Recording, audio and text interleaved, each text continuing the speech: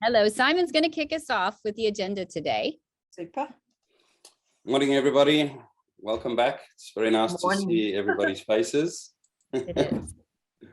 Round two. I hope you all enjoyed yesterday. It was good to see Monty and hear him again, and I'm sure it was good for all of you to see his face. I'm sure it's been a while.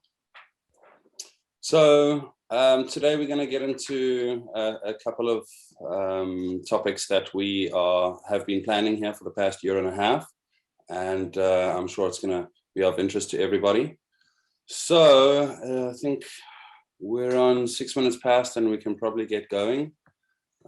So we can start. I've got a bit of a presentation for everybody to follow along, and we're going to get started. Hopefully. Okay, so the way ahead, Monty Roberts instructors, the legacy plans and courses. So a little bit about the legacy planning. So Debbie and her husband Tom have taken over ownership of Flag Is Up to ensure Monty's legacy continues long into the future. This is going really well, and Debbie with the team has put in a substantial amount of work to see and ensure that everything moves forward for all of us instructors. I'm here on the ground with Debbie and helping her with all of this, and I can say it's all looking bright, and we're definitely moving forward with everything. So the Learning Center, okay, so before we go into anything else, what I would suggest is if there's any questions about anything that I'm discussing, instead of us jumping in and having a chat about it now, as we're going through, if there's anything that you'd like to talk about, or agree with or disagree with, if you could please just put it down on the chat so that we can accumulate all of that and get to all of your questions with answers a little bit later. And if we don't manage to get to all of those, the answers, then we can always talk about it after the meeting. So please feel free to jump on the chat and punch away and let us know your thoughts, and we will get to them. And everybody knows how to get on the chat. It's one of the icons at the bottom, looks like a speaker bubble. So just push on that and then it'll put you in the thread of conversation. Okay, so the second point is now the Learning Center has, it used to be under Join Up International, which has now been moved over to MPRI, Monty and Pat Roberts Incorporated, which makes it a lot easier for work to be done through MPRI and Debbie and the various committees, as opposed to having to go through Join Up International.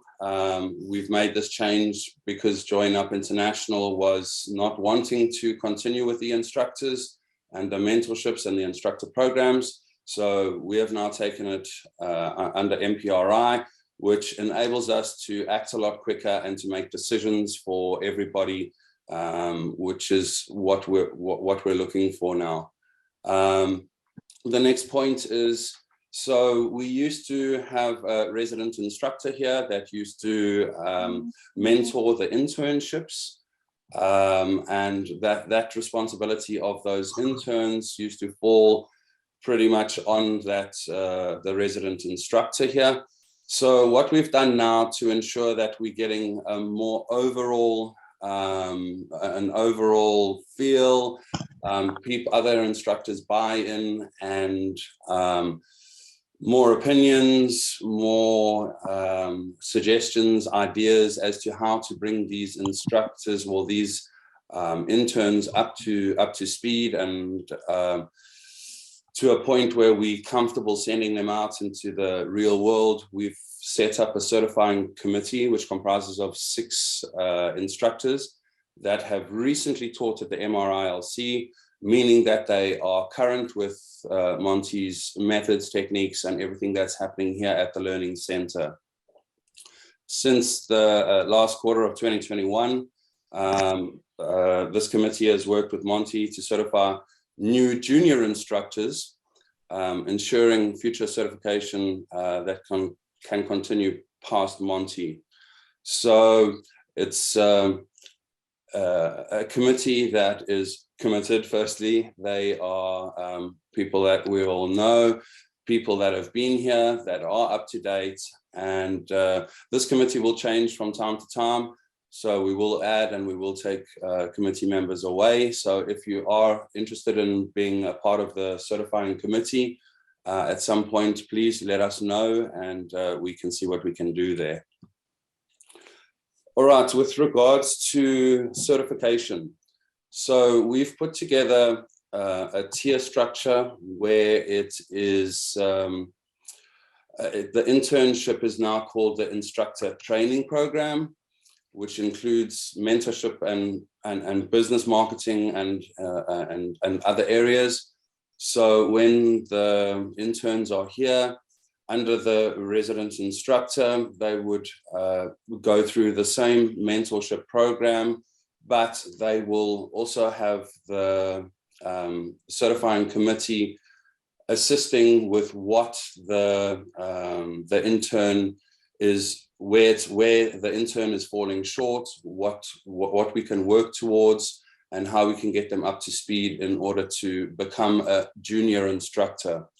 So becoming a junior instructor, you're still a certified instructor, only that it has only that the new instructor has a couple of limitations before they go out into the big wide world, taking Monty's concepts out there. So we envisage training them or mentoring them a little bit further whilst they are certified, and allowing them to level up to the tiers, or through the tiers, should I say. So the junior instructors will continue to receive mentorship until they meet certain requirements and are approved by the committee to level up to introductory instructors. So we can talk about this a little bit more at a later stage, but we'd like to put this all down on paper and get it all off to you via email, so that you can see the way that that the tiers work.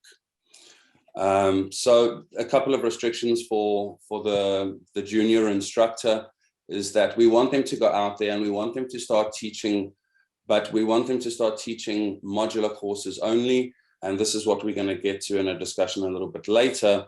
But the modular courses is something that we've been piloting here for the last 2 years. So module 1 will be Monty's Basics. Module 2 will be the join up. Module 3 will be long lining, and module 4 will be exam preparation. It's super important now for us to know that we can allow these junior instructors to go out into the real world, and they can start practicing and teaching these modular courses. And once they've got a little bit of that under their belt, and we've had feedback from their students, we will be able to level them up if all feedback is positive. So the modular courses are 4 3-day modules. So like I said before, the first steps, the second one is join up, the third one is long lining, and the fourth one is exam prep.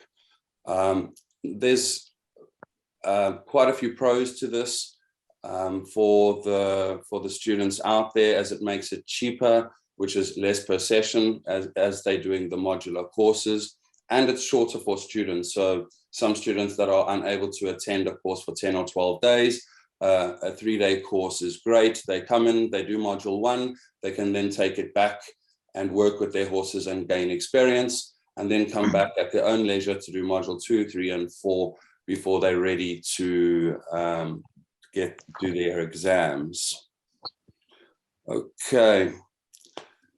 So something else that we are working on, and we're going to present this to you too, is our digital updates.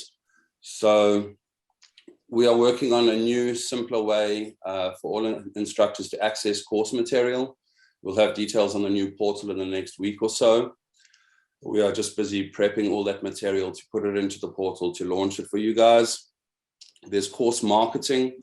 So we would like to have all Monty Roberts courses listed on the montyroberts.com website and shared on Monty's social media. We are creating a simple form to fill out with all course details, and this link will be shared in the next few days. So any of your instructors, any instructors that are holding courses that would like us to put the courses up onto the Monty Roberts website, we will have this form for you guys to fill out. You can get it through to us and we will immediately put it onto our social media platforms. The next one is digital manuals.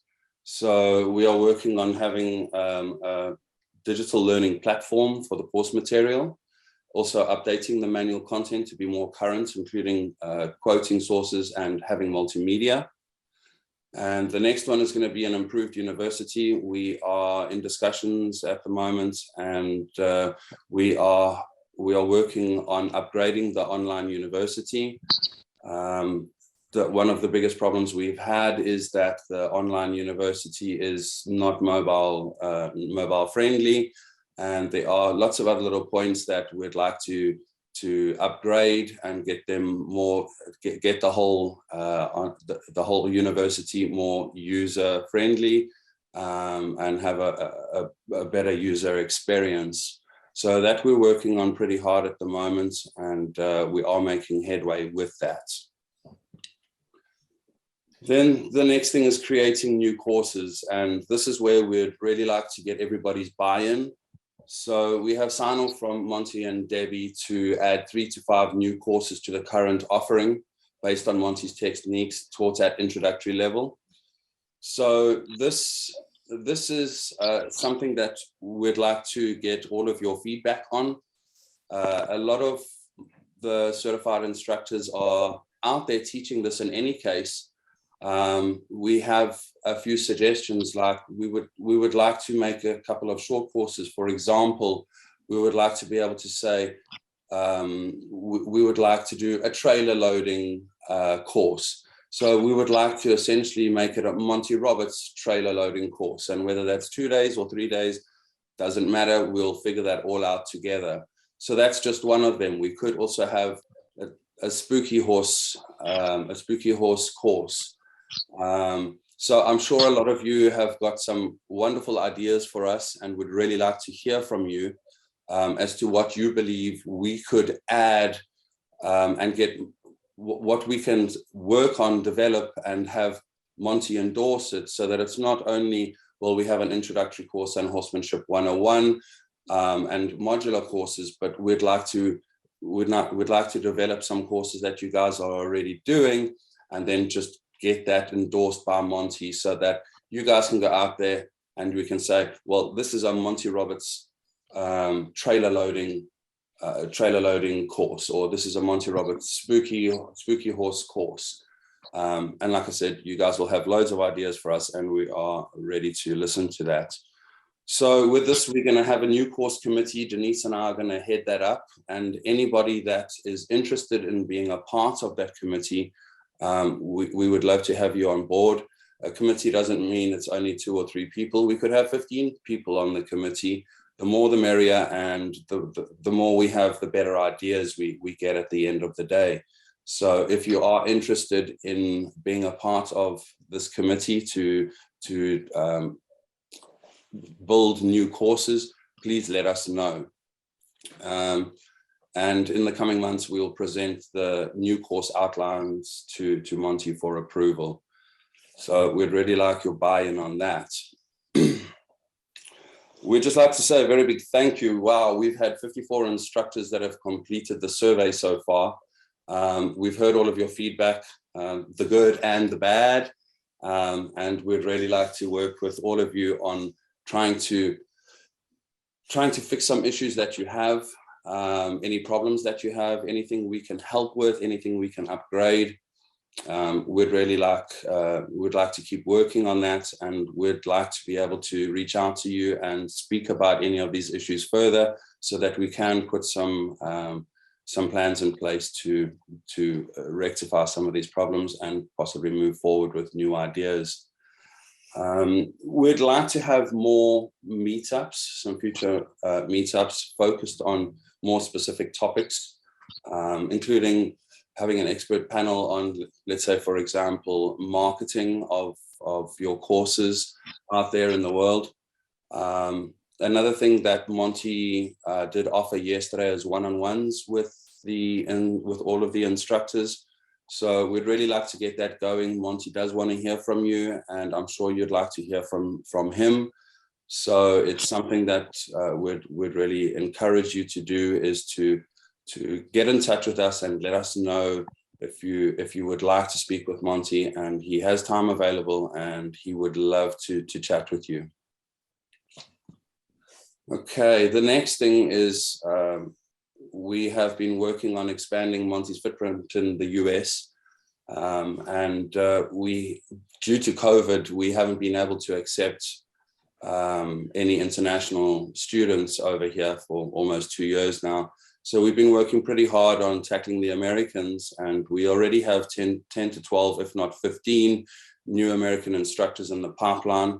So we are working hard on that, and we've been slugging hard at marketing nationally, and of course, as soon as the borders open up, which it seems that they are, we are hopefully going to get going on the international marketing. But once again, that comes back to getting feedback from you guys as to what your needs are, what your difficulties are, your barriers to entry, and let's see if we can assist you in any way.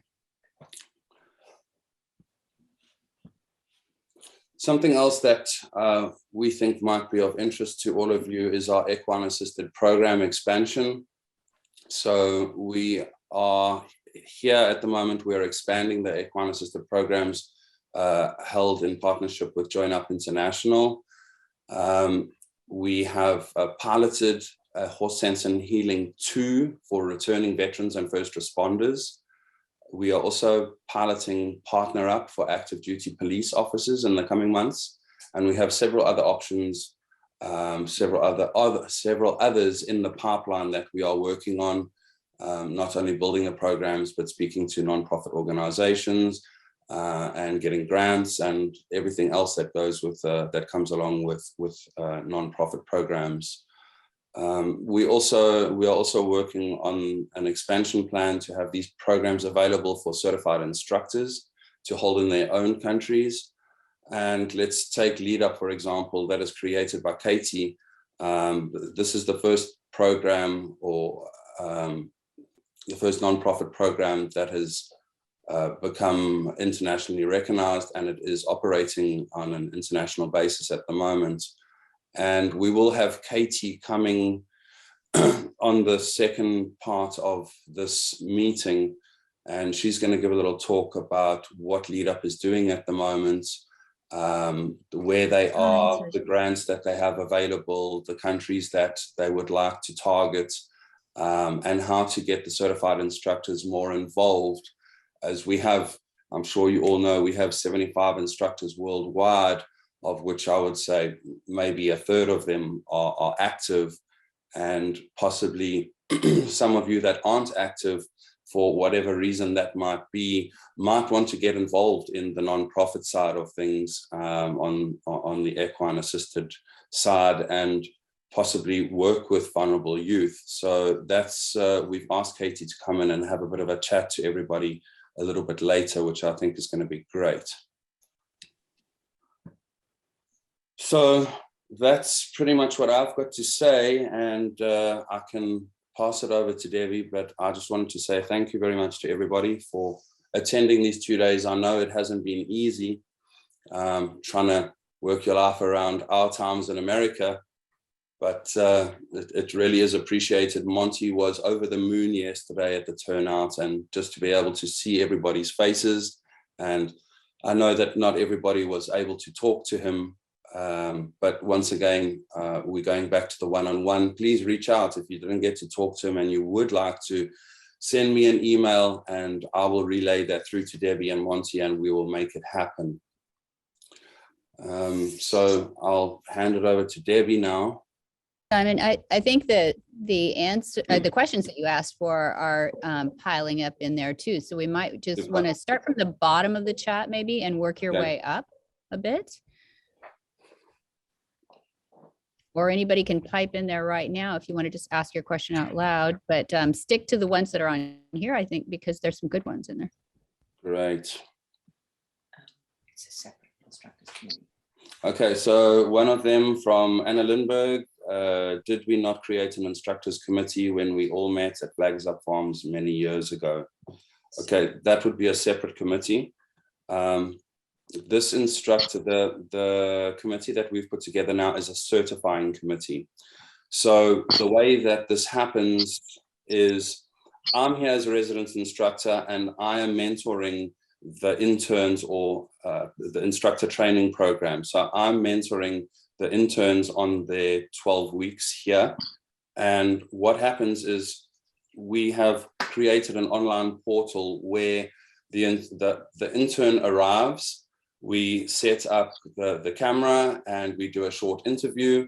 From that interview, we'll then do a full join up with the intern, and we will then send it to the committee. Now, the committee, if I'm not mistaken, comprises of 6 or 7 instructors. We then send it to the instructors, and who are the instructors? Who are the instructors? It's Jenny Elroth, Miguel Lupiano, Jamie Jennings, Claire Conaghan, Chris Morris, and Denise Heinlein. Okay. Okay, I'm not on that committee. I'm just the instructor, taking instructions from the other instructors as to how we can get these interns up to speed. And by having other instructors' eyes and ears on the interns, it makes my life easier and harder at the same time. But we're getting a much more rounded CR coming out of the training program, only because I don't get to see all the little faults, or I don't get to see or hear problems that other instructors would. So this is quite a good thing in that we will send this information, we will send the video feedback to the committee. The committee will come back with a multitude of comments and questions, and we will then sit with the intern and go through all of the comments, the questions, and feedback, and that then allows that intern to then work on areas that possibly I oversaw, I overlooked, or I wasn't able to get to, which I believe is a pretty good thing.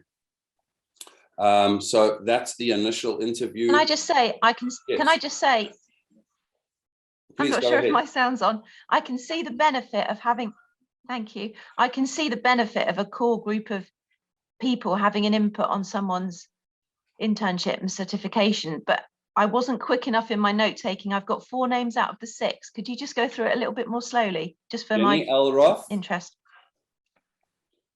So it's Jenny Elroth, Yeah. Miguel Lupiano, Jamie Jennings, Yeah. Claire Conaghan, Yeah. Chris Morris, and Denise Yeah. Heinlein. Okie dokie. And once again, this committee yeah. will not be there forever. We will, on every second year or so, we will remove some, and we'll ask other CRs if they would like the opportunity to be on the committee. Yeah, Brill. Okay, so that's the initial, then, so we get the initial video interviews and demonstrations done by the intern. They then come back for feedback, and then towards the end of their internship, probably the last second or third week, we'll then do all of that again, and we'll send it back to the committee. The committee will then see the improvements and make comments, notes, and give us more feedback for the last 3 weeks, so that we can get that intern up to speed and hopefully get them through as a junior certified instructor. So Simon, Now- just a question. Yes, Just a please. question. Concerning the 3 months, is it still 3 months? It is 3 months, yes. And is it possible that a student, because I have a student now who is in the process waiting for her internship, is it possible that the student can do parts of them in Europe and parts of them in America, for example, with one of the instructor of the committee? Good question. We are in discussions about that at the moment with Debbie and Monty, and I can have an answer for you when we have a little bit more clarification on that. But I do believe that we could be doing part and part. Like I said, we are in discussions about that at the moment, and we should have some concrete answers for you within the next couple of weeks. Thanks. You're welcome. Okay, so Katrina Amira is saying, in terms of junior instructors, what happens those who have already started the process of certifications to become an instructor based on the original system? Those that have had the introductory exams done, but COVID have paused the plans. Going forward, okay, so to answer that, Katrina, going forward, Thibaut and Magda that were already in the process were the first to actually to be piloted on this new certifying process, and they too have become junior instructors. So anybody from now onwards will start as a junior instructor, and they will have to level up to introductory level. Now, the leveling up doesn't take that much. So the junior instructor is able to teach modular courses. So that's module 1, 2, 3, and 4, 1, 2, and 3, and then they're also able to do horsemanship 101. So they would need to do, if I'm not mistaken, it's 2 or 3 courses within a year, 2 or 3 modular courses within a year. And what we do is we will get their students' information, and we will contact the students directly and ask them for feedback. So how did they find the instructor, the instructor's mannerisms, their teaching, their ability to project their voice, being able to handle different situations. It's just to get a gauge so that we know how that instructor is doing out there. And it's more of a mentorship than anything else. So they're able to teach those modular courses. They're just not allowed to teach the full introductory course or the introductory exams yet. But after they've leveled up from junior, they will go up to introductory and to introductory, where they can do the introductory, the full introductory and the introductory exams. But they would need a couple of short courses under their belt before we allow them to level up. And that again goes back to mentorship, because we're able to get feedback from their students. And we're able to, what our goal is here as well is to, let's say Thibaut, for example, is just certified and he's in France. Now, he's already got courses lined up.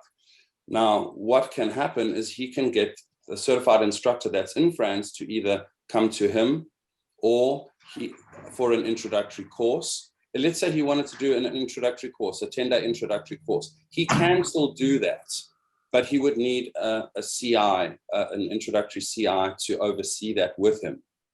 Or if he wanted to just do modulars, he could do the modular courses and he wouldn't need an introductory CI, but we would still be getting feedback from their students as to how their teaching capabilities are. And once we're happy with them, with their teaching capabilities and the feedback that we've gotten from the 2 or 3 courses that they've done, before they go to introductory, we'll level them up. But it's a mentorship in between. So I have to tell my student who has already finished her advanced exam that she's now not allowed to be an instructor, just a junior instructor, because she's in the process since 5 years now. Well, yeah, she would be a junior instructor. She would be a junior instructor, but it could take her 3 months to level up. If she does 2 or 3 modular courses with your assistance, so she's one of your students, so you're going to be her mentor. So you could help her. You could see the feedback coming from the students, and you could either be there to assist her, or like we're doing now on Zoom, you could help her to level up. Okay. So can I just ask one question, Simon? Yes, please, Martha. Okay, so just to be sure that I got it correct. So we can do the modules right now Mm-hmm. by ourselves, so just me, Mm-hmm. and then you will have the feedback from our students, Yes. and then that's enough. Or the other way is just to do the modules with another instructor. Is that correct? So Or if you not? wanted, yes, the modules, if you wanted to do the modules by yourself, that's great. You can do the modules by yourself. And then Mhm. we would get feedback from your students as to how your teaching was. If it was good, we level you up.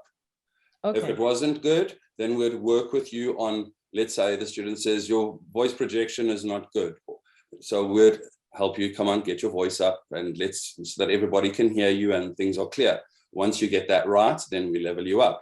Or if you wanted to do a full introductory course, you could book students for that introductory course and have 6 students, but then you would need somebody, a certified instructor, to be there with you the whole course. the whole course. Okay, got it. Thank you. And that would also count towards leveling you up. How Okay. do the students give feedback? It would be an online survey. Did you think about how it looks for the people or the students when they have to give feedback about the non-ready instructor? You know what I mean? Well, they are an instructor. They're not being sent a survey about a non-instructor. A It looks junior like. certified instructor is a certified instructor. We're just asking for feedback. We're not getting into we're not going digging in the trenches and telling them that that is a junior instructor. That is an instructor. We would just like to hear how our newly certified instructor is doing. Okay, that's how you communicate that. Yeah. Okay, thank you. Simon, this is Katrina here. Would you mind just taking me through? I'm a little bit confused as to when someone starts the process, so doing maybe a join-up course or an introductory course, how they now get to be a certified instructor. Would you go through the steps? Because I'm not quite sure, if you don't mind. Okay, say that for me once more, Katrina, please, so that I. She's asking, so intro course. Oh. Yeah, it's the same story. My Irish accent. It's intro course, intro exams, advanced course, advanced exams, and the 3-month instructor training program, or as we all know it, internship. And then you become a junior certified instructor. And there's 4 tiers. There's junior, there's introductory, there's advanced, and there's master. So the jump between junior and introductory could take as little as 3 months. If you do 2 or 3 short courses and we get that feedback, and the feedback is good, immediately we'll push you up to introductory. And of course, from introductory to advanced, that's quite a big jump, because you've got to teach the advanced and facilitate the exams. So it's just between the junior and the introductory that it's this small little jump. But that small little jump is where we need to mentor these newly certified instructors to make sure that they've got all the tools they need in order to be able to teach. Okay. Can I say something? Yes, Maya. This is exactly what we were doing over the last 10 years with people who ended their certification internship, weren't quite 100% ready. They got a kind of standby instructorship. They had to do the intro with another instructor, send in feedback, could do a join up and a long line in class, and then after about 1.5 years or a year, depending on feedback, they got certified. And some of you guys did go through that. I know that because I put you there. So it's more or less a repeat of that. It's just been named. Correct. You're 100% right, Maya. Thank you for that. Yeah, it's only that everybody's doing that now. It's not just people that have been through the 3 months training program. It's everybody will start on junior. And sorry, can I ask again? That was really Yes. clearly explained. Thank you. Please do. To get from the introductory, when you level them up to introductory, Mhm. how what do they have to do to proceed to advanced and then to master? What Okay. is advanced and master? What is advanced? Okay, so advanced would be able to teach the advanced course and do the advanced exams. And then master, I think Monty named, what was it, five or six already that are master instructors. So, yeah. So Maya would have more information on that. Maya, who are you able to tell us who the master instructors are? Off the top of my head, myself, Kelly, Tommy, I think I've got it written down. I've got a list somewhere. I'm just trying to think. Huh? Denise, well, Denise I don't know. Heinlein, I don't know if she got master then. She was too new. no? I think the question really is about how to achieve that. That's what you're really looking for. And I think that's all being decided upon right now. So there isn't anything concrete enough to give you today. Mm-hmm. I have a question, because I know that since I'm not the oldest one, but I know that we have discussed this before when it comes to different levels and stuff. I understand that you have, that you are now presenting a very good and thought through outline for the whole thing, but I still want to ask the question, have we thought it the whole way around? Because I remember very well when we had the discussions of in 2012 and even earlier, if we, the instructors, would want it to be in different levels, not as much for us, but as more out to our customers, because we drew the parallels to the Pirelli system, or the way they have organized or structured their way.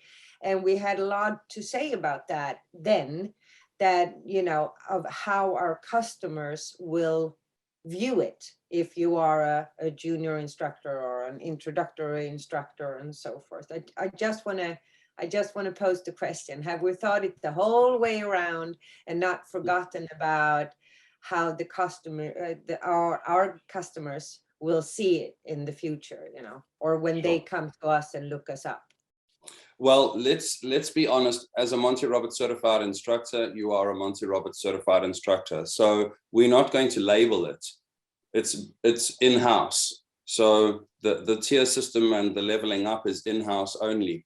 If Thibaut can still market himself as a Thibaut Monty Roberts certified instructor, just like Maya would market herself as Maya Monty Roberts certified instructor. So you have thought it through the whole We're not way. broadcasting all of the tier systems anywhere. No, it's in-house, and it's something that we're able to. It's basically being able to work with and mentor instructors and get them up to a certain level, whether it's from junior to introductory or whether it's from introductory to advanced. That's all in-house. You would still market yourself as a Monty Roberts certified instructor. So the world will know no different. It's only us. Thank you very much, Simon. That You're was welcome. a good answer. Then I also want to add then, when I Yes, have please the do. mic, about the internship, as we've also spoke about a lot, both in our conferences and also when we've had one-on-ones or discussed, you know, together the instructors all over the world, that many of our students that has come our way and has been to different instructors thrive in a way, maybe even a little better, because they see many nuances. They learn from different, I mean, I'm not taking Monty Roberts away from the from the picture now. I hope you understand that. Yes. But it's not a bad thing. It's not a bad thing to learn from different ones. You know, it might be the advanced instructors and the master instructors, of course, but you can still learn something from the junior instructor, because things, you know, it's a living organism that progress the whole time. So we've discussed it for many, many years to try to figure out. In the beginning, we were not many, so you had to go to the States, right? Yes. We don't have to do that anymore, because there's, I mean, look at all of us. There's so many good good instructors here. And I hope that we can find a way to help our students and not make it more difficult for them to become instructors or be part of us. You know, we really, really need to think about that. That's my aim. Very good. Agreed with. Thank you. So asking all of us on the intro, yes. So from Katrin to everybody, so most of us are now introductory instructors. That's correct. So we're not taking anything away from anybody that is already a certified instructor. It's just going forward. People will start on junior that still need mentorship in order to become what we are as introductory instructors.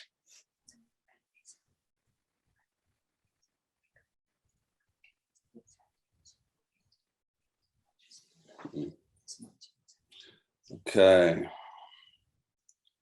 Anything else? Yeah, so this is basically. This is Tom. Tom says, how long do you have to be an instructor to be a master instructor? Well, that we don't know yet.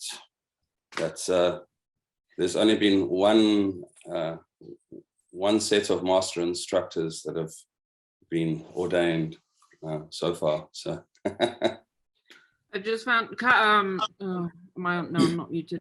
Kasia is also a master instructor, so I've managed to point down 4 of us.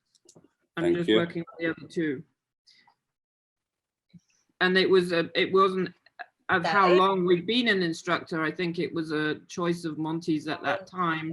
Is it of Sally? who he chose. I Yeah. don't think Sally is a master. Kelly. So Katie should be coming in shortly. I just, Okay. I'd have to find I don't even know where my pieces of paper are. So Katie Cunningham should be coming on shortly to present lead up to everybody. And then we'll have breakout rooms where we can all go into separate rooms and have discussions about whatever we want to talk about. So are there any suggestions? Maybe we can do this now. Any suggestions, and you can put this down on the chat. Any topics that you want to discuss so that we can create rooms for that, and we can allocate people to go to different rooms for different topics that you want to discuss. For example, the Dooley. Another one would be certification process, if anybody's still unclear on that. You know, there'll be lead up, there'll be any discussion, anything that you believe that people might want to have a discussion about. If you could just put that on the chat, and we can get the rooms going. Somebody asked about everyone introducing themselves. So it would be great if we all, one by one, people could just. Okay, so Hannah said I'd like to have an introduction, maybe a 1-minute video to all the instructors. I did my instructor course in 2000 and don't know 95% of the new people. Most are overseas, and there isn't a chance for a face-to-face meeting. So if we've got time for that, Yeah, we could start now. I think we could start now, and we could always, if when Katie comes in, we can hold that for a little bit and come back to it later. How do we know which order? Well, I guess. Yeah, well, we can, I can start, and then we can just go down the list, I suppose. Whoever wants to jump in. You've all met me. I'm Simon. I'm from South Africa. Been a CR since 2018. Arrived here a year and a half ago, and have been working with Debbie to keep things going, get things better. Yeah, loving America. I'm sure a lot of you have been here. Absolutely loving it. Loving working with Debbie and Monty. I have my lovely wife with me, who's tech support here at the moment. That's Yvette. Yeah. So who's next? Everybody knows who I am, so hi. Oh, damn. Wow. That's not So true. you could- Like, yeah, sorry, Karen, Yeah. did it? I mean, Hannah doesn't know you. No, she does. She But so does. you could put your, I don't know, if you go up in the upper right, there's different views. And if everybody knows this, just hear me out. If you put it in speaker view as opposed to galley view, then the person who pipes up, their picture will be in there, and then it'll make more sense instead of trying to scroll through and find that person. Does that make sense? Mhm. Okay, there you are. There's Hannah. Okay, so just call out the next. Who are you? You're next. There you go. Hi, my name is Hannah Campbell Zafotal, and I am one of the old timers of the group in the sense that I've been around for a long time. And we live here in Georgia. We have 3 children, which we homeschool. We also teach about 70 students a week here at the farm. We also teach at a private school where we teach an additional 60 students a week. These are little kids.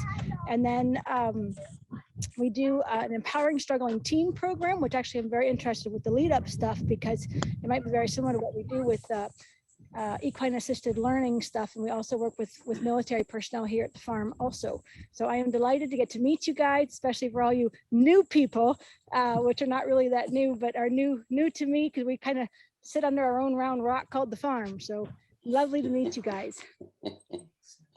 Thank you, Anna. Can we have Martina next? Hi, hi. I hope my mic is on. So hi, I'm Martina from Austria, certified since 2015. Most of the time I work with Maya and Denise and Courtney. I hope I don't miss anybody. Yeah, that's it. I'm also an lead up instructor, and I'm happy to see Katie afterwards. Yeah, I work with Simon. I'm sorry. Yay! Yeah, that's it. Thank you. And I'm happy to see all the faces here again. So yeah, wonderful. I know you said you know everybody, Maya, but come on, give us an introduction. Of course, there's Thibaut and there's a couple. So Maya, come on, give us your introduction. I met Thibaut, I think, when I came to the farm, so I have met everybody. But Okay. I've been part of Monty for 24 years now, going back to the good old days of doing a course in Whitney. And that's about it. And I live in Northern California in the middle of effing nowhere, in the snow, running a wild horse rescue sanctuary. Thank you, Maya. Could we have Joanne Satori? Joanne Satori. Yeah, hello everybody.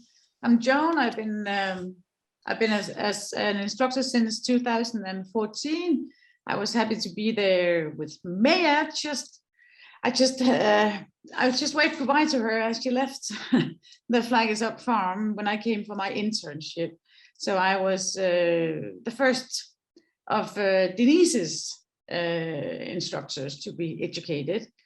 I'm here in Denmark. I work. I have a full-time job with the University of Veterinarians in Copenhagen, and in my own time, I train horses around the area in Copenhagen. So yeah, that's it, I guess. Thank you. Thank you. Could we have Kelly next, please? Hi, I think I've got Ian on the phone actually at the moment, but I'm not sure. So I picked Monty up from Windsor Castle when he said the Queen has said I should start courses. And so Ian and I were put to work. It started as a 10-week course in Whitney, and I had little Maya there. She's just a sweet young thing. I was not that young.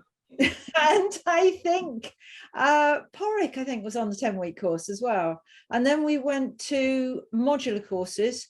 So Ian, we run the courses from Ian's farm, and he's taking horses in all the time. So that gives us the horses to use because people aren't bringing their own horses mostly.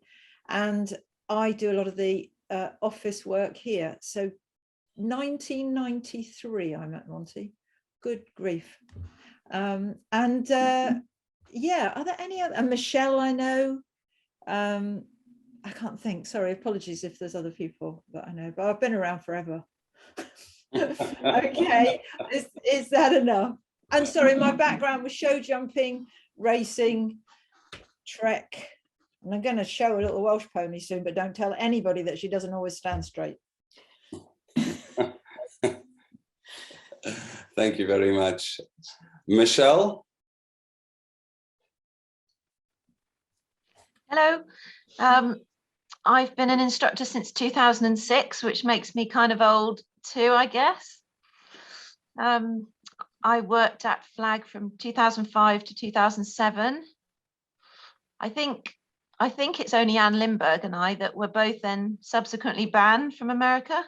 For 10 years because we were trying to get a second visa and it didn't work out. So I think that's up now. So I am able to travel again now. But yeah, loved it. And I've worked with horses ever since. I'm currently setting up a new yard. So I take horses in, I go out to work with them and I run courses. I haven't done during COVID, but I'm hoping to get back to it soon. Wonderful. And that's me. I Yeah, have 6 thank you. horses and not enough time. Yeah. Okay. Anne Lindbergh. Yes, I was banned from the States a while. I've been first time at Flag Is Up in 2001 and became an instructor in 2006. I've had the pleasure to learn a lot from Monty and my colleagues being around on many demonstrations throughout Europe. I sneak over the water to Kelly once in a while as well, and worked with horses, had my own farm, had clinics and courses since I could say that, of course, I need 15 horses. I mean, and of course, I need only horse friends because I need more horses. Currently, no horses. I'm running the restaurant at the racing track in south part of Sweden. But yeah, horses, show jumping, love horses. I just love horses and I love you all. So it's good to be here. Yeah, one of the old ones. Patrick. Hello. Hi, everybody. Can you see me? I'm not sure if I'm... Oh, whatever. No, you're not. Hello? Your video is not on. Can you see me now? No. Wait a sec. No. Sorry, because I lost... 1 second, sorry. There you go. No, that's better, isn't it? Hi, I'm Porrick. I'm from the west of... Hi, everybody. I'm Porrick. I'm from the west of Ireland. I started my studies with Kelly back in the day. We were the first course and met many great people along the way since then, and got certified in 2015. I had Denise and I was lucky enough to have Maya for the advanced course and Courtney. And yeah, still with horses, running an equestrian centre here. It's been a tough couple of years with lockdown and everything like that, but we're still here. And that's it. That's my story, basically it. And run the odd course when I can. And I'm also a lead up instructor as well. And I actually ran the first lead up workshop in Ireland in 2019. So very good. Me. Thank you. Is Barry here?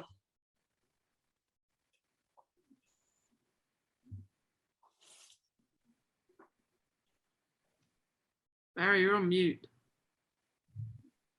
Yeah, he's got to be asked to unmute, I think. Barry? You're on mute, Barry. Sorry about that. My mouse was going all over the place. I'm Barry Thomas from Wales. I think it was 2010 that I qualified to become an instructor. Basically, we run a yard here in Wales where we do showing. Now we're moving into somewhat competing in dressage. Predominantly, we've been doing the different levels of show horses, and then we run courses and clinics here from the yard using our own horses and customers for various horses from foals right up to competition horses. So we cover the whole sphere of training on horses and then cover the courses with the Monty Roberts methods. So that's about covers what we do. I can see there's a lot of new faces. I did my intro course in America with Michelle, and then I finished off with Maya. So that was the ladies that were the instructors at the time. And luckily, each time I came over to America to do the courses, Monty happened to be resident on the farm.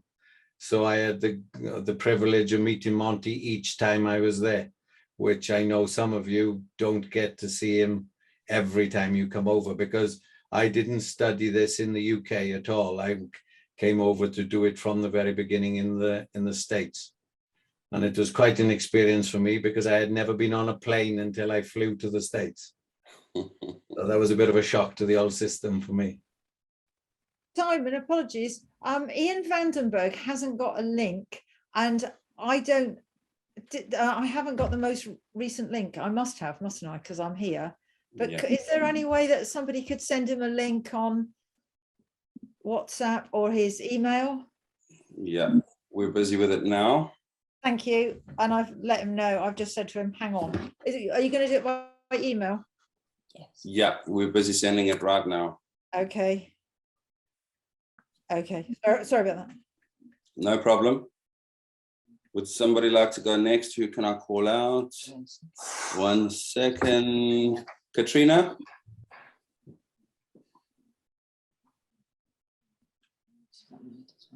Katrina? Hi, yeah, sorry, I had to unmute.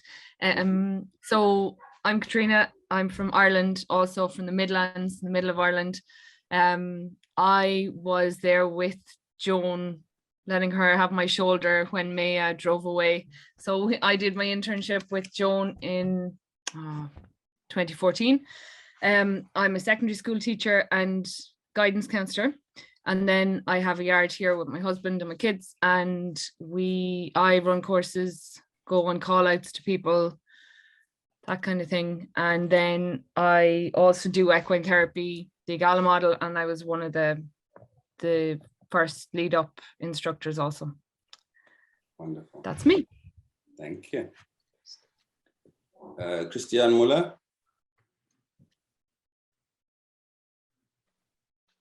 Hello everyone.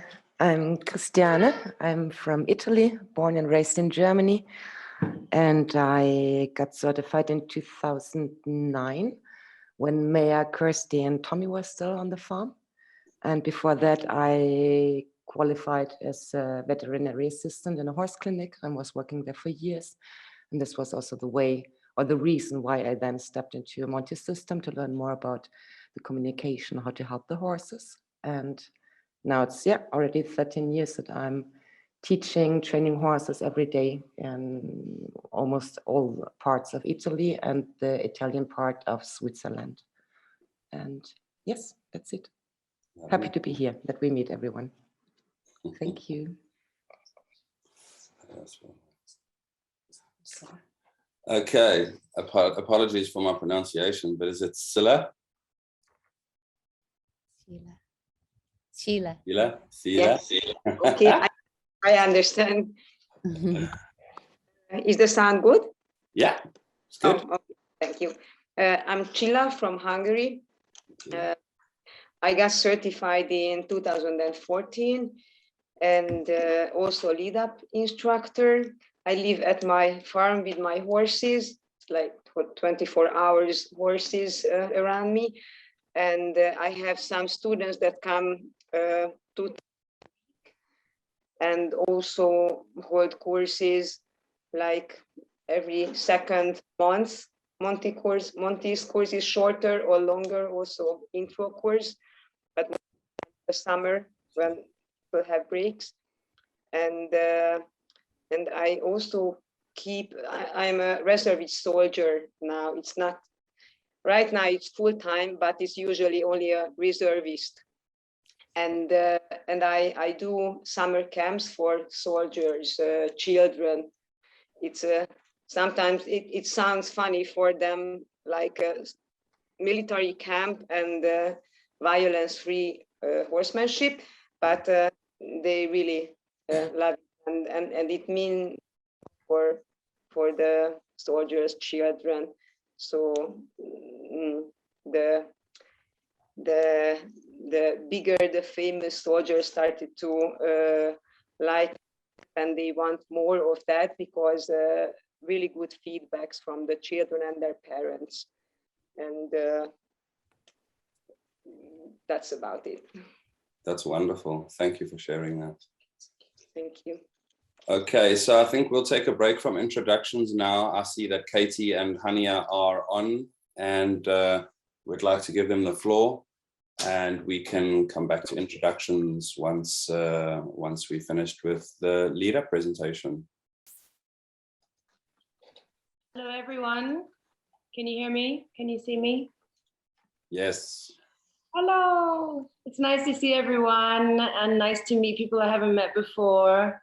Thank you for the time and the space here. I have 15 minutes and I actually decided not to present anything per se. I've got all of the information here and all the documents, but I think if I understood correctly, afterwards there's time if people have questions and answers, that some sort of a chat room. Simon, is that right? That's correct. We'll have breakout rooms. And so everybody that's interested in what you have to say, Katie, will then join your breakout room, and then you can have the floor with them. Fabulous. Okay, so I'll just tell a little bit about my experience and how Lead Up started very briefly. For those who don't know, I started training with Monty probably back in 2004. I think I did the first courses. We brought Monty down to Guatemala, and where I live. I'm a British expat.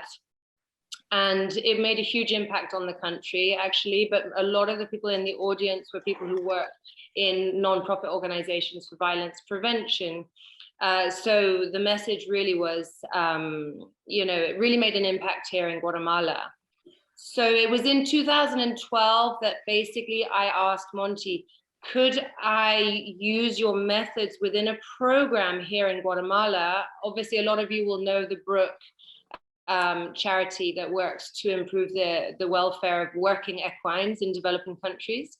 So I asked Monty, can I use your methods to help improve the working equine welfare through shifts in attitude and behavior of the handlers and the owners towards nonviolence? And Monty gave me the green light. So this is when Lead Up basically was born back in 2012, 2013. We did a pilot program in a rural area here in Guatemala with horse owners and handlers who were pretty hefty perpetrators of violence as well within their community. Violence is very normalized here in Guatemala. We've had like a 30-year conflict that finished in the 90s, but the violence is still very predominant. Anyway, after a few-week pilot program, we had these incredible results and testimonies and women, wives, mothers, sisters coming back and saying, what have you done with these men? Because of the changes, incredible changes in them and in their behavior, their relationships, their communication. Not only were they treating their equines much better, but they were treating their family members much better. So really that's when the seed was born for Lead Up, when we thought, wow, we're really onto something here.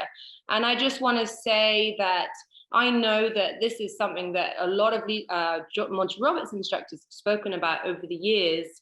The benefits of living in a country like Guatemala is that you can do these things, you can go out there and try these programs. And so we were able to test and try, and we did a number of researches that were published in peer review studies. And so the program went developing over between 2014, 2017, when we launched up in California. And we launched with a number of instructors, Monty Roberts instructors on that date, and then a number of instructors following that. So we now have 14 instructors working in different countries around the world. However, we've come to like a big kind of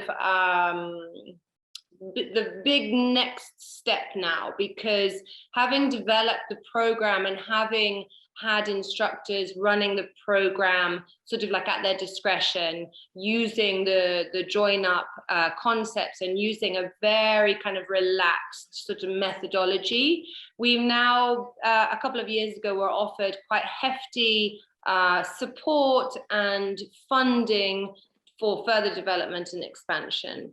And basically what we have learned is that for the growth, expansion, and perfection of any kind of program like this, it's all about the measurement of the results and the presenting of the results.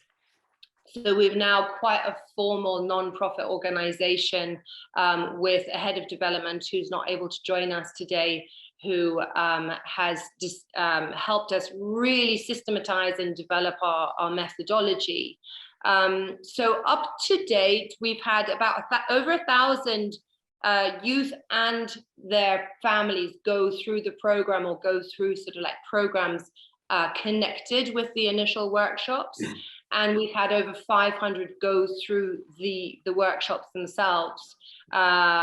Mostly Guatemala, the States, Brazil, UK, and we've had pop-up workshops, South Africa, Ireland, Austria, Uruguay, and now we're going to be setting up in Colombia, and we have a new partnership, some more new partnerships coming up.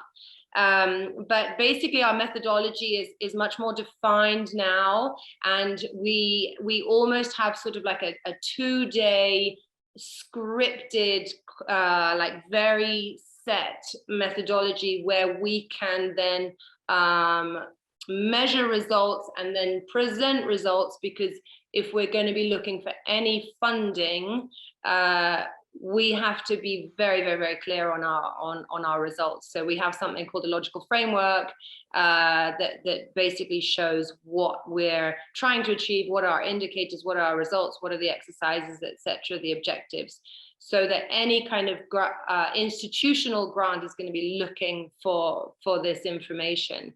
But it's a profoundly transformative program, and we've here in Guatemala developed 3 phases of the methodology. We have the first phase, which is called Discovering Nonviolence. Those are the 2-day workshops, and in most of the other country programs, this is what we're seeing, the 2-day workshops. We then have the Champions program. We've developed here in Guatemala a vocational program. It's a 6-week-long vocational program when we delve deeper into the values of Lead Up, which are trust, empathy, resilience, assertiveness, emotional regulation, peaceful leadership, developing more those values and preparing the kids psychologically and emotionally to be able to take the step and enter into the work environment or their future development.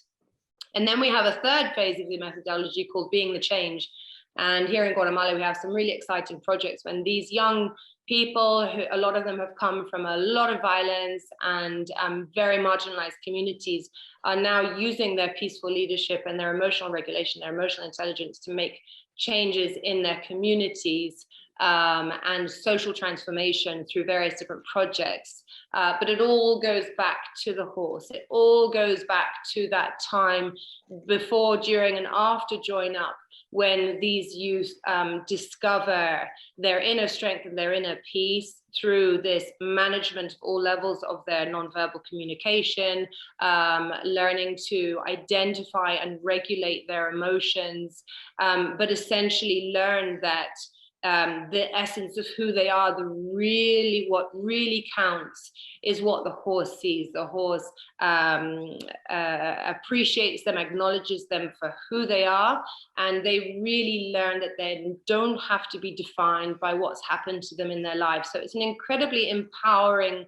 program and methodology to help shift attitude and behavior towards nonviolence and develop these skills for life, and allowing these young people to really become the peaceful leaders that they deserve to be.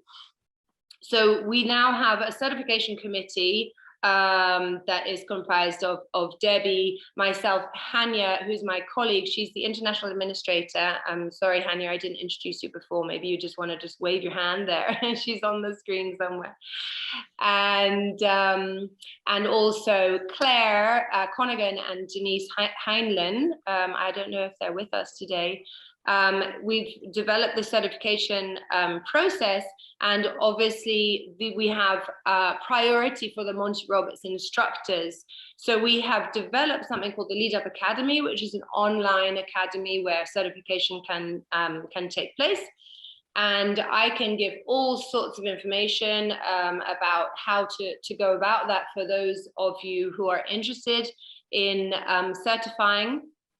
And it's really not a very lengthy or difficult process to become a Lead Up instructor, but there is like a level of theory and presenting why you would want to be involved in Lead Up and where you would want to present it. I mean, obviously everybody here has been approved and qualified and certified to the highest level, and have incredible horsemanship skills and teaching skills as well. And so for those of you and the rest of the Monty Roberts instructors who are interested in Lead Up, it's really kind of a very natural progression into Lead Up, because actually a lot of the things that you would be teaching in Lead Up will come very naturally to you from the experience you've had as instructors before. So it's incredibly gratifying. As far as like setting yourself up, what our donors in London are looking for are individuals and organizations who are setting themselves up and like running pilot programs, and then seeing that there is like a potential there, and that the instructor is following like the methodology and producing the results for it to be then presented at the end of year report, and then for like applying for the bigger funding. I hope that makes sense. So I mean, I literally have all the information here, and I just thought I'll just give sort of like an overview of what we've managed. It's actually the 10-year anniversary this year of when the idea was first born. So we've achieved an incredible amount in the last 10 years, and we are like ready to take it to the next level. But I think it probably would be more helpful to people to have this time as questions and answers. I'm not quite sure how Simon wants to organize that, if that's now or if it's going to be later. But there you go, that's just kind of an overview. Obviously, we've got a beautiful webpage, actually, leadupinternational.org. It's lead-up-international.org. And then we have a lot of social media pages as well. Lead Up International, Lead Up Guatemala, as well as our various different programs we've got going on here in Guatemala. But really, at the end of the day, when we have young participants who have come from extremely violent backgrounds, and they are actively transforming their communities through this peaceful leadership, it's like the most gratifying work out there. And for a lot of these kids, there's nothing that has helped them as much as that connection with the horse, and with that knowledge that they are, the essence of who they are is inside of them, this inner strength, the inner peace, and they're not defined by what's happened to them in their lives. So I invite anybody who's interested to come forward, and we can give you, I'm sure we'll have all of the answers for you. So I think that's about it. Thank you so much for the time and the space. Simon, I'm not quite sure how you want to organize the questions and answers. Okay, so what we're going to do now is we're going to get some breakout rooms going.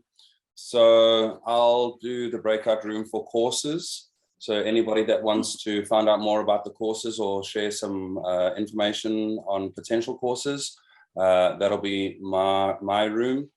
Then we'll have a breakout room for Debbie and the Dooley Science Trial and anything else that you might want to talk to Debbie about.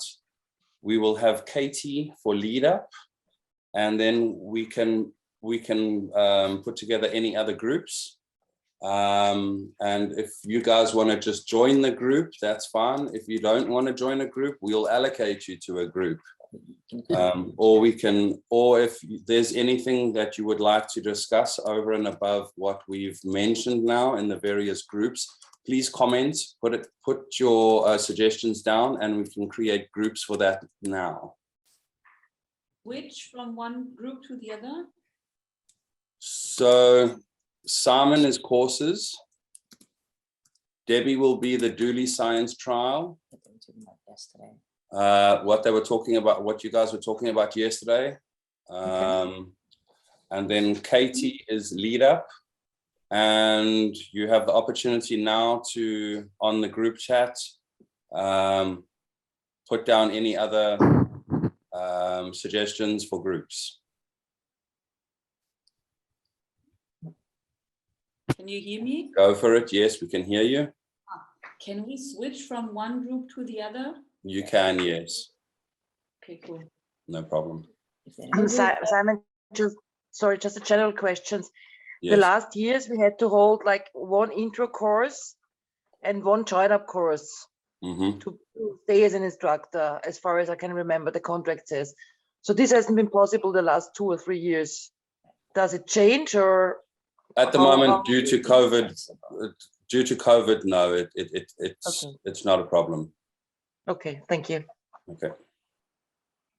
So how we move to those rooms, Simon? Okay, so guys, hi, I'm Yvette, Simon's wife, and tech support. So you should see on your screen, somewhere at the bottom, if you move your mouse, it'll say breakout room, and you'll be able to add yourself. If not, please comment in the chat, and we are slowly assigning everybody to their different breakout rooms. So I know that computers are not everybody's, forte. So just bear with us while we sort everybody out. Christy. What about Christy? I've got me, Kelly, Ian, Tommy, and Kasha. Lee? No, because she's not an instructor. Kelly? Did you say Got Kelly? There's a chance it's Sally, but I'd have to. I'll message her. Hold on. I was going through the old emails from 2011. I typed in master instructors, and it was like 250,000 emails. No, but I had a lot of emails from you where you said, well, some of the master instructors have to go through this, and we will look through this, but you don't write down all the names. Who it was? I know. I've got 5 of us. There's one more, and I'm just messaging Sally now. Hang on.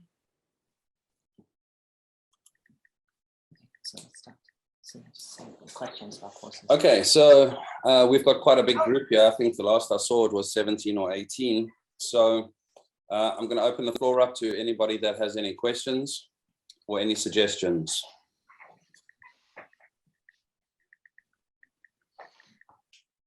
Don't all shout at once now. Okay, sorry if you've already explained this, Simon, but with the new modular format, how many days are each of the 4 steps? Because I will be able to teach them all. How many days? They are 3 days each. Okay. What we're gonna do is we're gonna put this all down on paper for you, and we're gonna send it to you via email so that everybody's got all the documentation. But it's 3 days. Module 1, 2, 3, and 4 is 3 days. And something that might interest you guys that are teaching is what we've been experimenting with on this side is actually putting a full introductory course of 12 days, and usually it's 10 days, but if you just hang on a second, you'll understand why we've moved it to 12 days. So then people that want to come for the full introductory course, come for that full introductory course. And let's say you have 4 people on the full course. What we've also done now is we've put the modular at the same time. So the first 3 days of your introductory course, you're going to be teaching ground manners, duly work. Then the next 3 days is going to be only join up. The next 3 days is going to be long lining. And then the last 3 days is going to be exam preparation with trailer loading, desensitizing, and all the rest that goes along with that. So now you're running an introductory course, and some people will want to come in for the modulars and say, well, I only want to do module 1 and 2. And then I'll come back at a later stage and do number 3 and 4. Which is great, because if you're running a full intro course and you have 4 students for the full intro course, and then you have three modular students that come in for module 1, and then they leave, and you have another 2 or 3 that come in for module 2, and so forth, you're actually getting, well, we found it now, I mean, the classes are full. I've had to put a stop to it because I can't do more than 10 people on a class. But now with holding the introductory class and the modulars at the same time, is allowing people the flexibility to choose if they want to do the full course or just modular course.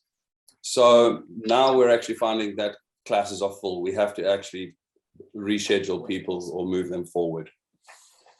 Yeah, it's more flexible. And would we have free reign to run it as we wanted? If we wanted to say run module 1 and 2, we had students wanting to do those, and then 3 and 4 separately. Can we do it to suit?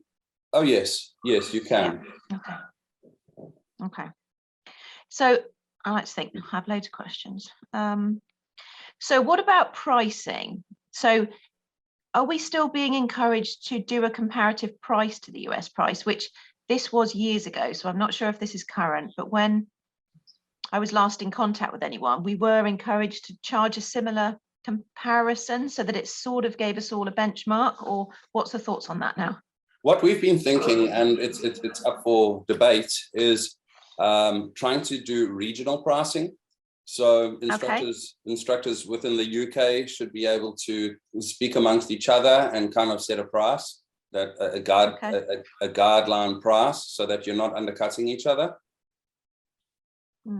Because I know there was questions about that on the survey, and I think it's ideal that we're all similar. However, we'll have different facilities, so I think it's kind of nice that we can all set our own price dependent on what we can offer, which is fair enough, isn't it? Yeah, I agree with you. So it's all depending on what you feel the value is what you should set your price at.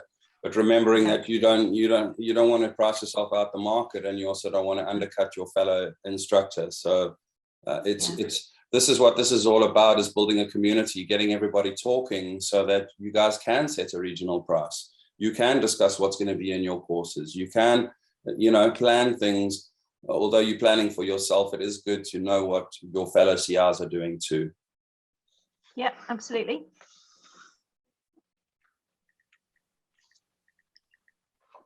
Hi, Simon. Can you hear me? Yes, I can hear you. I don't have that problem in Canada, so I kind of charge what I think I need to do the course on. Because my other instructor, I've never heard from her. I think she's in Vancouver somewhere. Yes, Valerie. So we're a long ways apart. So I just kind of set my price of what I think I'm valued at and what I'm bringing to the students. Sure, that's great. And that's been working for me. Fantastic. Nice to see you, Tom. Hi. Hi.